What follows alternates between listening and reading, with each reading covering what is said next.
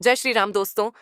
आज हम आपको बताएंगे कि मुसलमानों की कुरान में हिंदुओं के बारे में क्या लिखा है, जिसे सुनने के बाद अगर आप उन्हें नेक दिल वाला समझते हैं तो आज आपकी आंखें खुल जाएगी। तो चलिए शुरू करते हैं। सबसे पहले सूरह अनफाल 8 आयत 112 में लिखा है कि काफिरों पर हमेशा रौब डालते रहो और मौका मिलकर सर काट दो। 2, काफिरों को फिरौती लेकर छोड़ दीच दो या कत्ल कर दो। अगर काफिरों से मुकाबला हो तो उनकी गर्दनें काट देना, उन्हें बुरी तरह कुचल देना, फिर उनको बंधन में जकड़ लेना। यदि वह फिरौती दे दें तो उन पर एहसान दिखाना ताकि वह फिर हथियार न उठा सके। सूरा मोहम्मद साला 114:3, गैर मुसलमानों को घात लगाकर धोखे से मार डालना। अनफाल 685, लूट का माल हलाल समझकर खाओ। तुम्हें जो भी लूट में माले गनीमत मिले उसे हलाल समझकर खाओ और अपने परिवार को खिलाओ। सूरा अनफाल 8:696, छोटी बच्ची से भी शादी कर लो। अगर तुम्हें कोई ऐसी स्त्री नहीं मिले जो मासिक से निवृत्त हो चुकी हो तो ऐसी बालिका से शादी कर लो जो अभी छोटी हो और अब तक रजस्वला नहीं हो। सूरा अत तलाक पेटशाफाट 5:7, जो भी औरत कब्जे में आए उससे संभोग कर लो। जो लौंडी तुम्हारे कब्जे या हिस्से में आए उससे संभोग कर लो। यह तुम्हारे लिए वैध है। जिनको तुमने माल देकर खरीदा है उनके साथ जीवन का आनंद उठाओ, इससे तुम पर कोई गुनाह नहीं होगा। सूरा अन निसा 4:3 और 4, तोश्ती पाइट 8, जिसको अपनी माँ मानते हो उससे भी शादी कर लो। इनको तुम अपनी माँ मानते हो उनसे भी शादी कर सकते हो। मान तो वह है जिन्होंने तुम्हें जन्म दिया।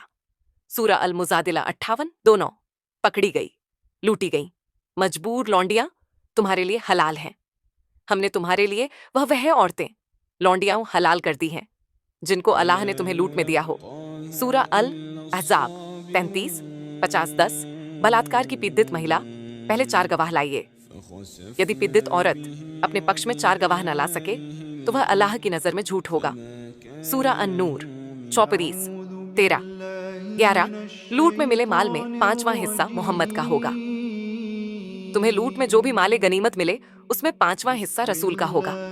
सूरा अनफाल 8:40-12, इतनी लड़ाई करो कि दुनिया में सिर्फ इस्लाम ही बाकी रहे। यहां तक लड्डीसते रहो जब तक दुनिया से सारे धर्मों का नामो निशान मिट जाए, केवल अल्लाह का धर्म बाकी रहे। सूरा अनफाल 8:43, अवसर आने पर अपने वादे से मुकर जाओ। मौका पड़ने पर तुम अपना वादा तोड़ डाल दो। अगर तुमने अल्लाह की कसम तोड़ डाल दी तो इसका प्रायश्चित यह है कि तुम किसी मोहताज को औसत दर्जे का साधारण सा खाना खिला दो। सूरा अल मायदा 5:14, इस्लाम छोड़ने की भारी सजा दी जाएगी। यदि किसी ने इस्लाम लेने के बाद कुफ्र किया यानी वापस अपना धर्म स्वीकार किया तो उसको भारी यातना दो।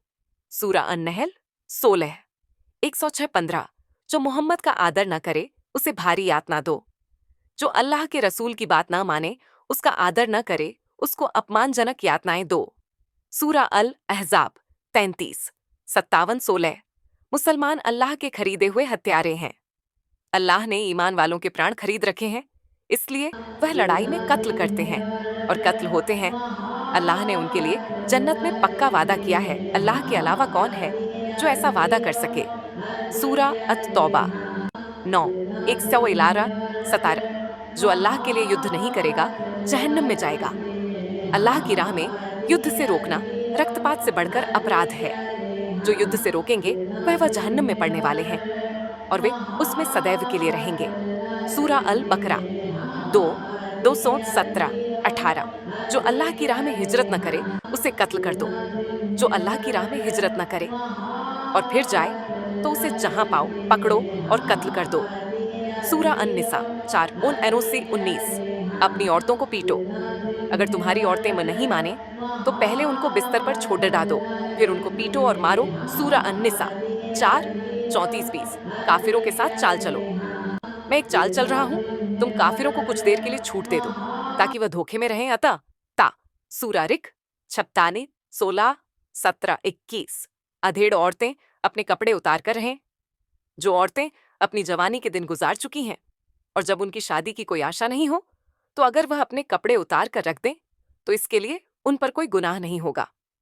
सूरा अन-नूर 64:60, उम्मीद है दोस्तों की आपको इस वीडियो में पूरी कुरान का सार और मुसलमानों की सोच के बारे अच्छे से ज्ञान हो गया होगा।